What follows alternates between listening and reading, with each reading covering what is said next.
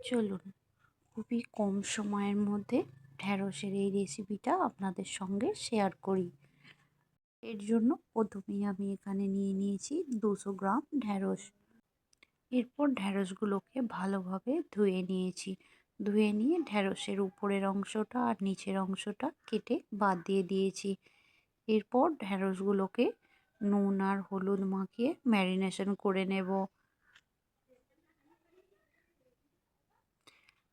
Marination করা হয়ে গেলে কড়াইয়ের মধ্যে তেল দিয়ে ঢ্যাঁড়সগুলোকে আমি কিছুক্ষণের জন্য ভেজে নেব।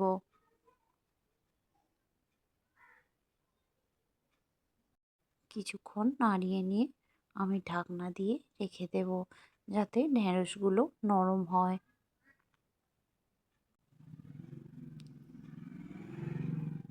এরপর যতক্ষণ ভাজা হচ্ছে ততক্ষণ পোস্তটাকে পেস্ট বানিয়ে নিই। তো এখানে আমার পোস্তটা পেস্ট বানানো হয়ে গেছে। এরপর ঢাকনা খুলে আবার আমি ঢ্যাঁড়সটাকে 2-4 বার নাড়িয়ে দিচ্ছি। খুব লাল লাল করে ভাজতে হবে না, মোটামুটি একটা ঢ্যাঁড়সগুলো নরম হলেই হবে। এরপর ভালোভাবে হয়ে গেলে যখন বুঝবো যে ঢ্যাঁড়সগুলো ভাজা হয়ে গেছে তখন তুলে নিতে হবে। ঢ্যাঁড়সগুলো তেল ঝরিয়ে ঝরিয়ে আমি তুলে নিলাম। এরপর ওই তেলের মধ্যে দিয়ে দেব ফোড়নের জন্য কালো জিরে। কালো জিরে দিয়ে একটু নাড়িয়ে নিয়ে আমি দিয়ে দেব পোস্তর যে পেস্টটা বানিয়ে রেখেছি ওই পেস্টটা এর মধ্যে দিয়ে দেব। দিয়ে আরও 2-4 মিনিট নাড়িয়ে নেব।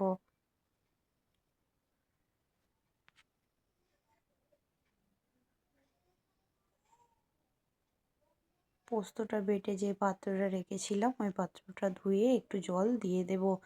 দিয়ে ভালোভাবে আর একটু কষিয়ে নেব। কষানো হয়ে গেলে এবার অ্যাড করে দেব ঢ্যাঁড়সগুলো যে ভেজে রেখেছিলাম ওইগুলো এর মধ্যে দিয়ে দেব।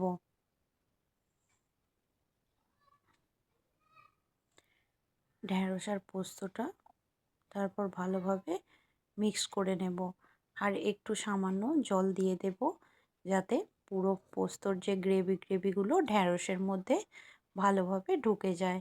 এখানে আমি কোনো এক্সট্রা লবণ ব্যবহার করছি না, কারণ ঢ্যাঁড়সগুলো ভাজার সময় আমি লবণ ব্যবহার করেছিলাম, যে প্রয়োজন হলে নুন ব্যবহার করতে হবে। এরপর দেখুন দেখতে কতটা সুন্দর লাগছে, দেখতে যেমন লোভনীয় খেতেও হয় অপূর্ব স্বাদের। গরম ভাতের সঙ্গে সার্ভ করলে 1 প্লেট ভাত খাওয়া হয়েই যাবে।